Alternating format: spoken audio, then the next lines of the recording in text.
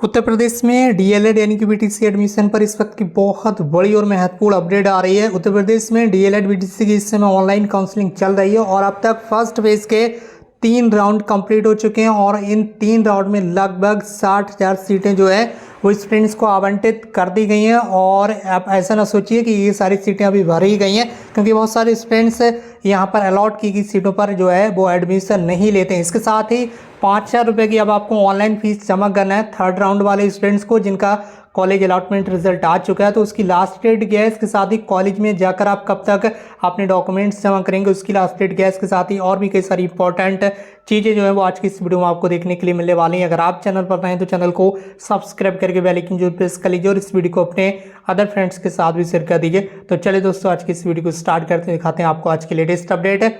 DElEd की 60,841 सीटें जो है वो अलाउट कर दी गई हैं स्टूडेंट्स को। इसके साथ ही जो 4th राउंड के स्टूडेंट्स हैं जिनकी रैंक 2,40,000 तक है, ठीक है, वो स्टूडेंट्स 5 अक्टूबर तक अपना जो कॉलेज है उसे सिलेक्ट कर सकते हैं। यानी कि जो कॉलेज वो लेना चाहते हैं एडमिशन जिस कॉलेज में, उन कॉलेजेस को आप सिलेक्ट कर सकते हैं और अनलिमिटेड कॉलेज आप सिलेक्ट कर सकते हैं। उनमें से कोई एक कॉलेज आपको अलाउट कर दिया जाएगा।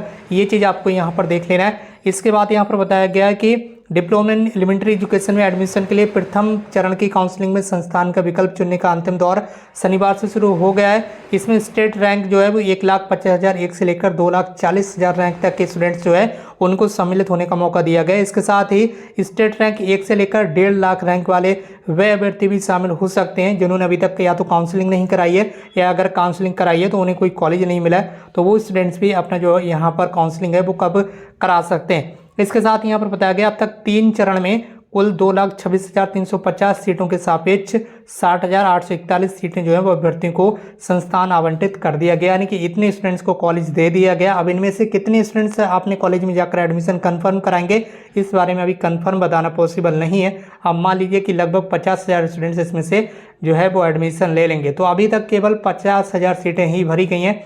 1,50,000 स्टूडेंट्स में से मान लीजिए केवल 50,000 स्टूडेंट्स ने यहाँ एडमिशन लिया है, तो आप समझ सकते हैं कि इस बार भी इस बार यानी कि 2023 में भी काफ़ी बड़ी संख्या में डीएलएड में सीटें खाली रहने की उम्मीद है। ये इस वक्त की सबसे बड़ी खुशखबरी उन स्टूडेंट्स के लिए है जिनकी रैंक ज़्यादा है और उन्हें ऐसा लग रहा है कि हमारा एडमिशन नहीं हो पाएगा, तो आपका एडमिशन तो बच ही जाएगा, होने से बच जाएगा, ठीक है, मतलब एडमिशन हो जाएगा, उसके बाद भी सीटें खाली रह जाएंगी। ये आप देख लीजिएगा, लास्ट में जो अपडेट आएगी वो हम आपको बताएंगे जरूर कि कितनी सीटें खाली रह चुकी हैं।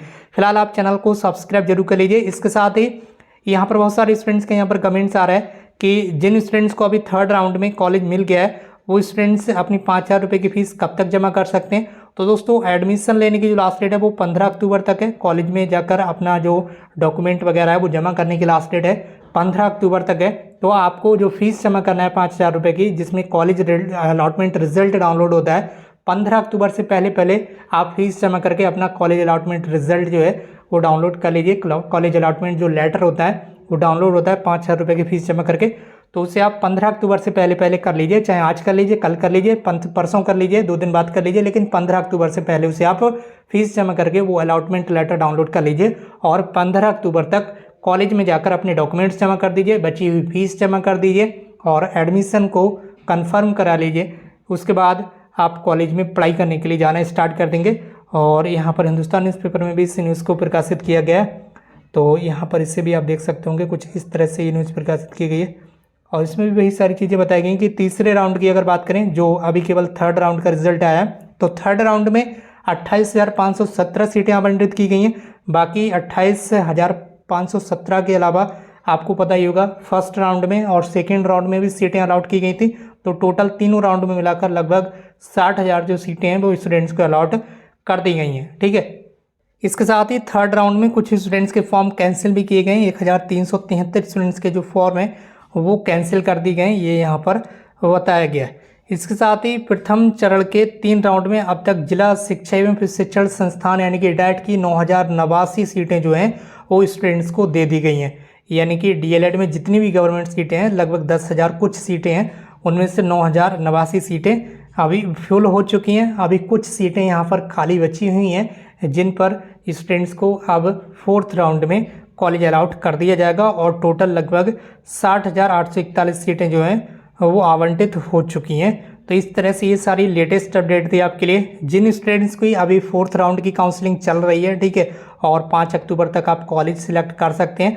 आपका जो कॉलेज अलॉटमेंट रिजल्ट है वो 6 अक्टूबर को पीएनपी की तरफ से जारी कर दिया जाएगा और 6 अक्टूबर को आपको पता चल जाएगा कौन सा कॉलेज मिला है। तो आप लोग भी 15 अक्टूबर से पहले अपना अलॉटमेंट लेटर डाउनलोड करके 15 अक्टूबर तक कॉलेज में जाकर अपने जो डॉक्यूमेंट्स हैं वो फीस वगैरह जमा कर देंगे और इस वीडियो को शेयर जरूर कर देंगे अपने फ्रेंड्स के साथ। इसके साथ ही बहुत सारे स्टूडेंट्स ये चाहते हैं कि कॉलेज चेंज हो जाए, तो कॉलेज चेंज होने का कोई विकल्प नहीं है।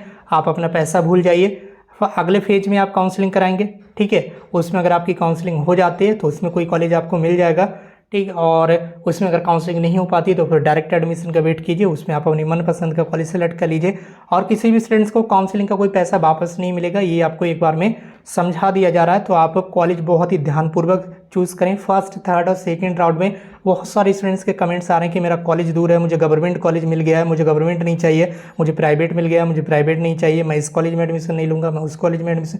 इस तरह की हरकतें आप ना दिखाएं। आपको जिस कॉलेज में एडमिशन लेना है उन्हीं कॉलेजेस को सिलेक्ट करें। बेवजह आप परेशान होते हैं, दूसरों को भी परेशान करते हैं। आपको पहले ही बता दिया गया कि फीस रिफंड तो होगी नहीं जब भी आप काउंसलिंग कराएं, तो इस चीज़ को भूल जाएं कि जो फीस आप जमा कर रहे हैं ये किसी भी कंडीशन में पीएनपी आपको रिफंड नहीं करने वाली है। बाकी आप चैनल को सब्सक्राइब करके हमसे जुड़ जाइए, जो भी अगली अपडेट आएगी आपको वीडियो के माध्यम से जानकारी दे दी जाएगी। मिलते भी एक नई वीडियो में एक नई इन्फॉर्मेशन के साथ। Thank you so much for watching this.